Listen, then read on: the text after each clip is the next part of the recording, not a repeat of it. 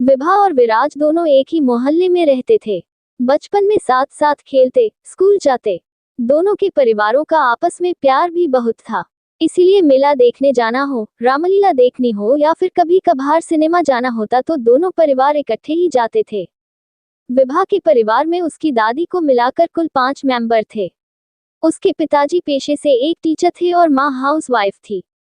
विभा से छोटी उसकी एक बहन थी जिसका नाम खुशी था। बहुत ही संस्कारी परिवार था।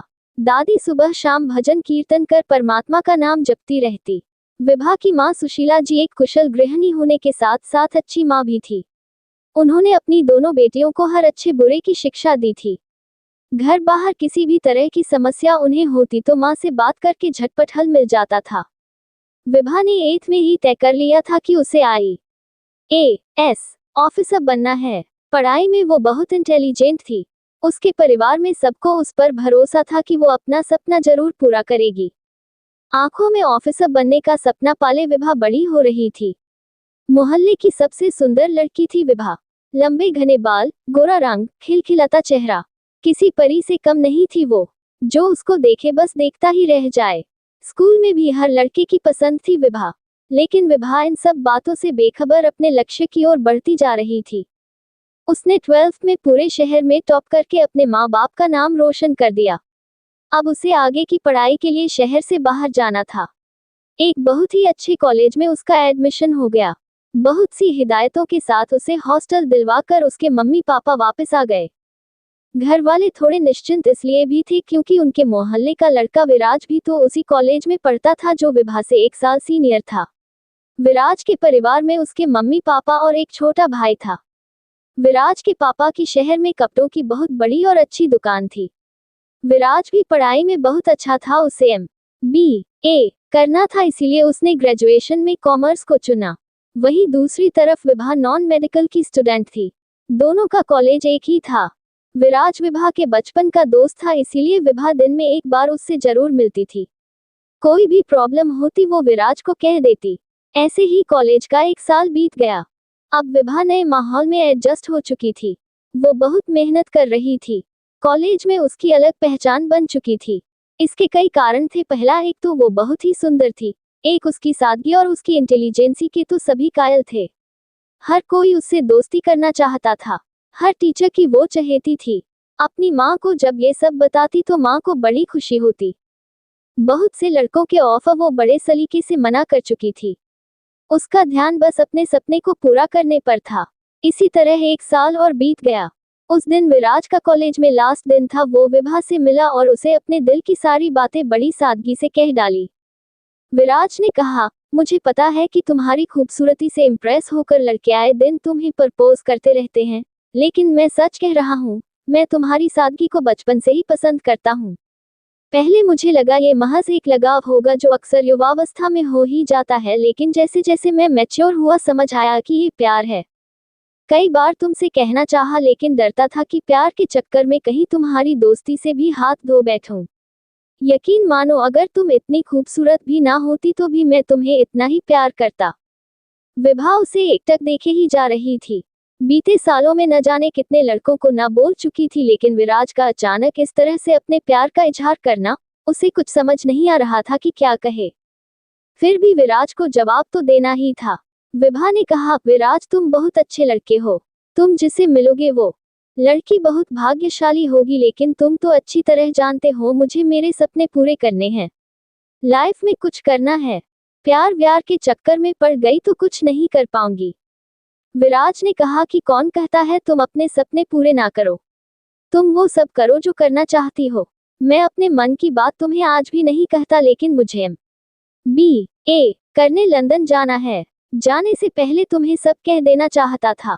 मैं तुम्हारी हाँ का इंतजार करूंगा विभा। इतना कहकर विराज वहां से चला जाता है। विभा थोड़ी उदास हो जाती है। फिर सोचती है कि अगले हफ्ते घर जाऊंगी तो माँ को सब बता दूंगी। अगले हफ्ते विभा घर चली गई। अब की बार थोड़ी खोई खोई सी थी। माँ ने ये बात तुरंत भांप ली कि कोई तो बात है जो विभा बेचैन लग रही है।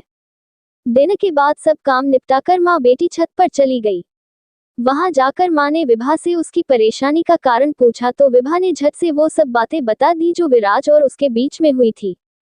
विराज एक अच्छा लड़का था, घर में सभी उसे पसंद करते थे। उसकी माँ ने विभा को समझाया, अभी तुम अपनी पढ़ाई पर ध्यान दो, इसमें परेशान होने वाली कोई बात नहीं है। विराज अच्छा लड़का है, तुम दोनों सेटल हो जाओ, उसके बाद रिश्ता करने में कोई हर्ज नहीं है। देखा परखा लड़का है, परिवार भी अच्छा है। अपनी माँ को सब बताने के बाद उसके मन का बोझ हल्का हो गया। अपनी माँ को प्यार भरी झप्पी देकर वो सोने चली गई। कुछ दिनों बाद विभा को अगले सेशन के लिए कॉलेज जाना था। सारी तैयारियां करके उसके मम्मी पापा उसे हॉस्टल छोड़ने चले गए। इस साल तो विराज भी नहीं था वहां, इसीलिए उसके मम्मी पापा को उसकी थोड़ी चिंता हो रही थी, लेकिन अपनी बेटी की समझदारी पर विश्वास भी बहुत था। विभा को भी विराज के बिना अच्छा नहीं लग रहा था। उसने अपना पूरा ध्यान पढ़ाई पर लगा लिया, वो कोई कमी नहीं छोड़ना चाहती थी। कॉलेज का लास्ट ईयर था, वो पूरी तरह पढ़ाई में रम गई। एक दिन सोहेल नाम के लड़के की नजर विभा पर पड़ी। वो उसकी खूबसूरती देखकर पागल हो गया। अगले ही दिन उसने विभा को प्रपोज कर दिया। विभा ने बड़े ही सलीके से उसे मना कर दिया, लेकिन अमीर घर का इकलौता साहिबजादा तो जिद पर अड़ गया कि उसे तो विभा किसी भी कीमत पर चाहिए। वो हर रोज उसे परेशान करने लगा। विभा बहुत तंग हो गई थी उसकी हरकतों से। वो परेशान रहने लगी थी। इसका असर उसकी पढ़ाई पर भी पड़ रहा था। सोहेल उसे किसी भी कीमत पर पाना चाहता था। जब वो नहीं मानी तो उसने विभा के चेहरे पर एसिड फेंकवा दिया। इस हादसे के बाद विभा की जिंदगी बदल गई। उसने जीने की उम्मीद छोड़ दी। हमेशा हंसती रहने वाली विभा की आंखों से आंसू नहीं सूखते थे। उसके परिवार से उसकी हालत देखी नहीं जाती थी। 2 साल बीत गए, लेकिन विभा तो जैसे पत्थर बन गई थी। उसका आत्मविश्वास खो चुका था। अपने आप को शीशे में देखने से डरती थी। इन्हीं सबके बीच विराज का आना हुआ। जब उसे विभा की हालत का पता चला तो उससे मिलने चला आया। विभा की ऐसी दुर्गति देखकर वो अंदर तक हिल गया।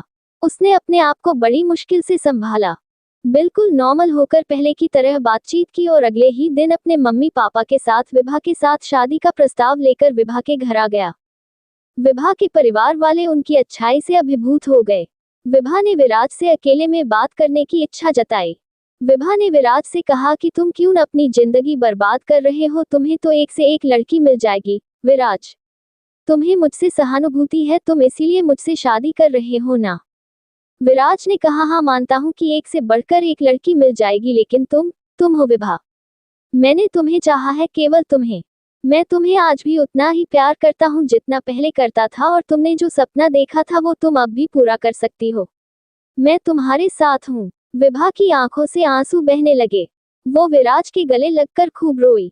रोते रोते कह रही थी, मैं दुनिया की सबसे खुशनसीब लड़की हूँ जो तुम जैसा हमसफर मिला।